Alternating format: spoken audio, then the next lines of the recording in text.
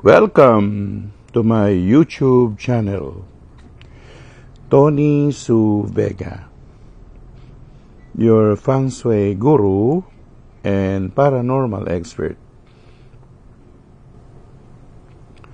Mga kababalaghan na tunay na nangyari.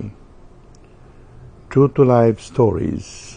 Story number 28. Kapre. Mga 3 dekada nang naganap itong kwentong ito. Pinuntahan ako ni April sa bahay namin. Mayroon daw nagpapakitang itim sa restaurant comedy bar niya. Ito'y sang-ayon sa isa sa mga waitresses niya.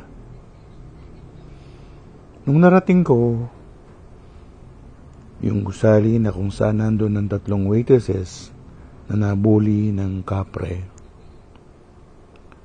Ang tanong ko sa mga waitresses na gumawa ng alay para sa kapre, sinaktan ba kayo? Di naman daw.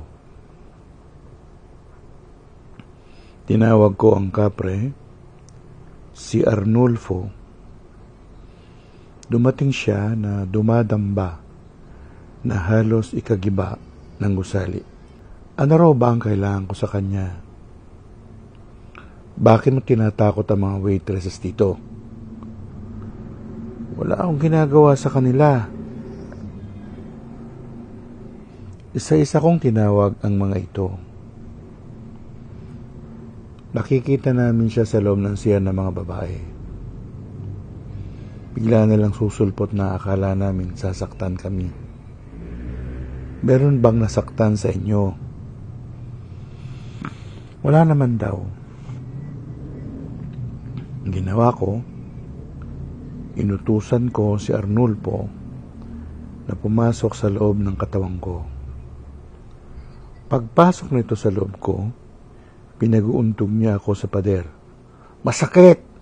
Masakit! Nabubukulan na ako rito, ha? Halos lumindol sa kinaupuan ko. At kung hindi siya pipigilan sa ginagawa niya sa akin, titimbong ako, nahihilo ako, sumigaw ako. Kapag hindi ka tumigil sa ginagawa mo, tatawagin ko si Lola Maria Makiling.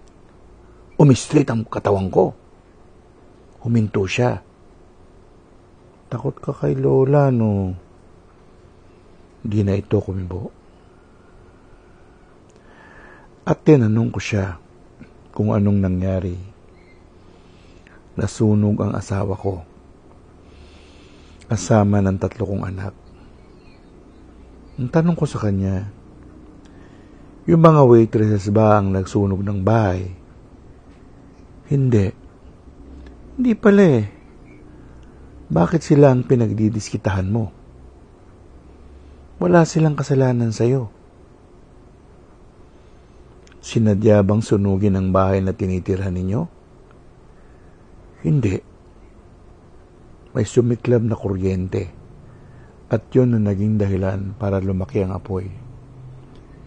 E di hindi sinadyang sunugin. Hindi nga. Inosente mga tao sa'yo. Wala na akong asawa. Wala na akong anak. Kalamayan mong loob mo. Masakit ang nangyari sa'yo. Pero, wala na tayong magagawa tungkol doon. Kaya ihinto mo na ang pagmamarakolyo mo. Napanuto naman siya. At doon ko sinabi sa kanya na, huwag ka nang manggagambala ng mga tao dito. Hindi ka pwedeng pumasok sa CR, lalo na sa CR ng mga babae. Doon ka sa likod. Doon ka mananatili sa likod ng scaffolding ng billboard. Naintindihan mo? Oo. Sumunod ka. Oo na nga eh.